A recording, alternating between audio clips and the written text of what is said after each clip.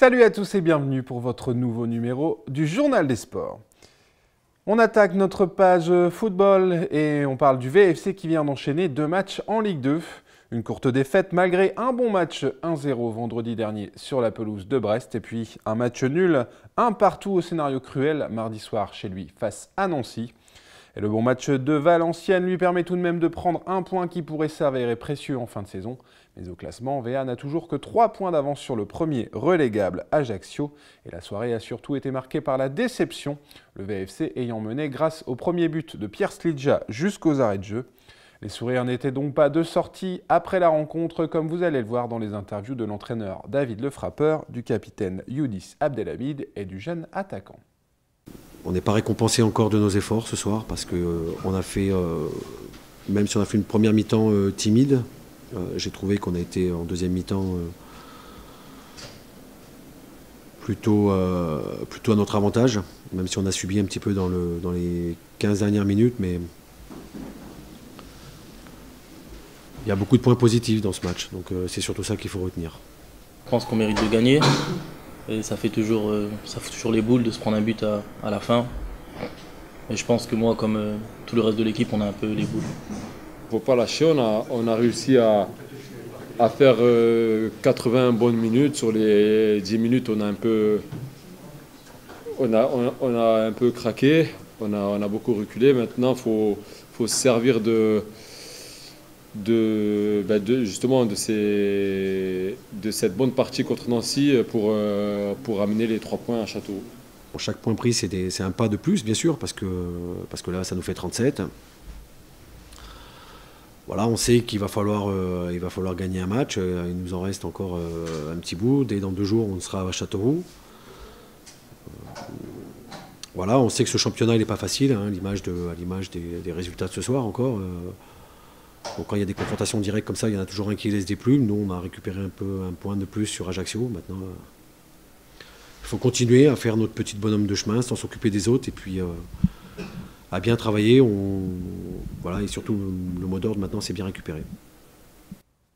Et prochain match pour Valenciennes, un nouveau déplacement ce vendredi 1er mai sur la pelouse de Châteauroux, actuel 19e en Ligue 2. L'occasion idéale pour renouer avec la victoire chez une équipe quasi condamnée à la relégation en national. En foot amateur, à noter la courte défaite 1-0 de Valenciennes du Temple dimanche dernier face à Seclin. 4e de la promotion honneur à 3 journées de la fin du Temple risque de ne pas monter sur le podium, mais il pourra se venger le 10 mai chez un mal classé à Douai. En première division de district, Summer revient avec les 2 points du match nul de son déplacement à Fontaine-Notre-Dame. 7e, il lui faut encore une victoire pour assurer son maintien. Et ce pourrait être le cas dès ce dimanche 3 mai avec la réception de Paillancourt à 15 h.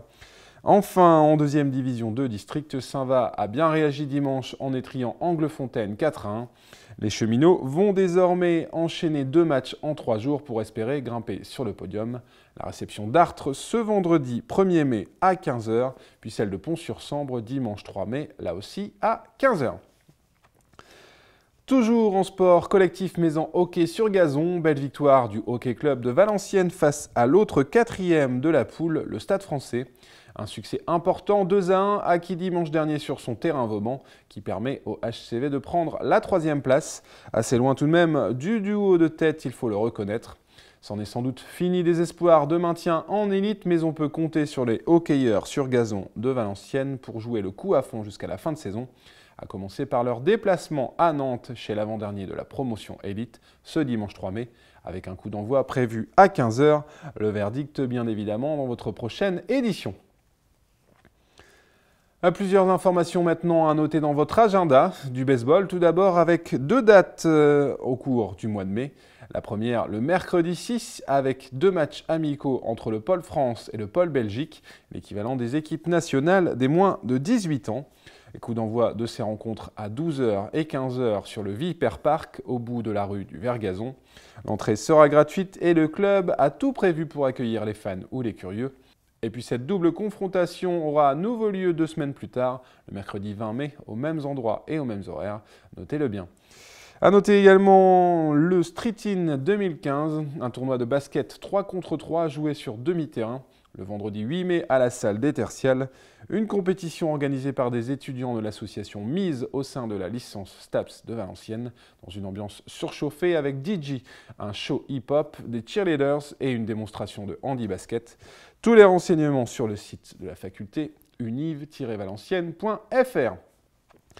Enfin, une dernière information avant de nous quitter qui concerne les jeunes sportifs valenciennois. Le service des sports de la ville de Valenciennes propose des mini-stages sportifs lors de la deuxième semaine des vacances de Pâques.